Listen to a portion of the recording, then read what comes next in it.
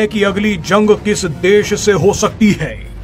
Operation सिंदूर के दौरान कुछ ऐसा हुआ था जिसने भारत को चौकन्ना कर दिया। ऐसे में पीएम मोदी चाहते हैं कि देश की जनता उनकी बात को गंभीरता से ले। पीएम मोदी ने देश के लोगों से अपील करते हुए कहा है कि विदेशी सामानों पर अपनी निर्भरता को पूरी तरह से खत्म कर दीजिए। पीएम मोदी का बयान सुनते ही पता चल जाएगा कि भारत की अगली जंग चीन और अमेरिका से होने वाली है। व्यापार के क्षेत्र में तो ये जंग शुरू भी हो चुकी है, लेकिन आगे चलकर ये सैन्य संघर्ष में बदल सकती है। चीन और अमेरिका भारत की एक कमजोरी को बखूबी पहचान चुके हैं और इसी कमजोरी का फायदा उठाकर चीन और अमेरिका पाकिस्तान और बांग्लादेश के जरिए भारत पर बड़ा सैन्य हमला कर सकते हैं।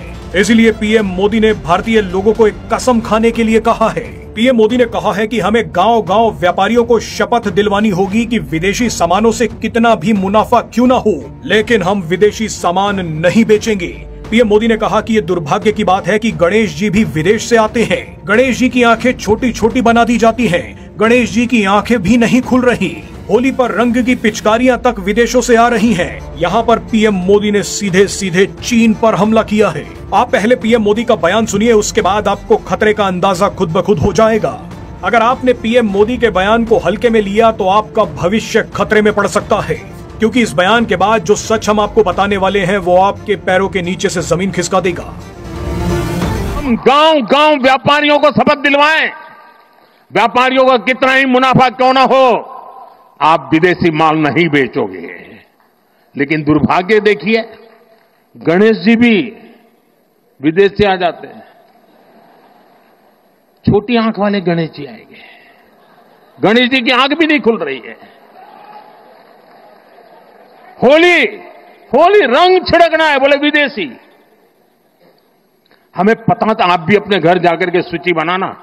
सचमुच में ऑपरेशन सिंदूर के लिए एक नागरिक के नाते मुझे एक काम करना है।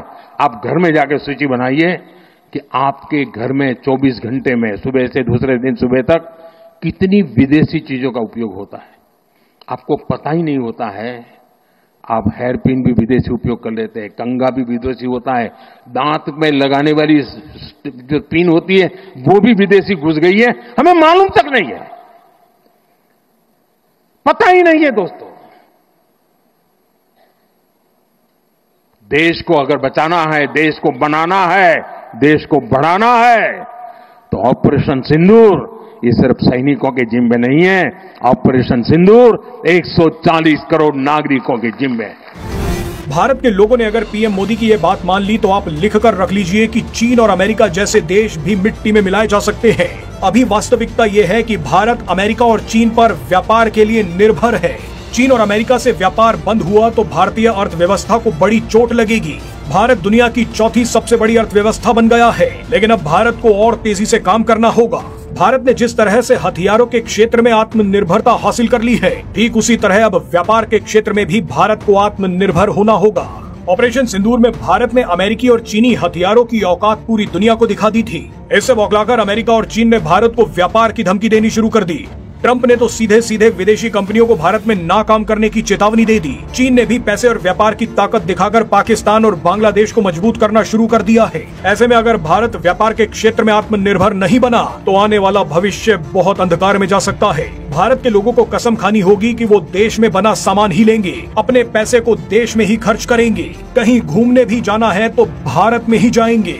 यही एक तरीका है जो चीन और अमेरिका को घुटनों पर ला सकता है। इस बार भारत के लोगों को बड़ा कदम उठाना होगा। आप लिखकर रख लीजिए कि भारत के वामपंथी और कट्टरपंथी किसी भी वक्त पूरा देश चीन और अमेरिका को बेच सकते हैं। ऐसे में जिन लोगों को देश से प्यार है उन्हें देश को बचाने के लिए आगे आना होगा। अपने लिए नहीं तो अपने बच्चों के भविष्य के लिए। जहां तक हो सके चीनी सामान का बॉयकॉट कीजिए, देश में बने सामान का इस्तेमाल कीजिए।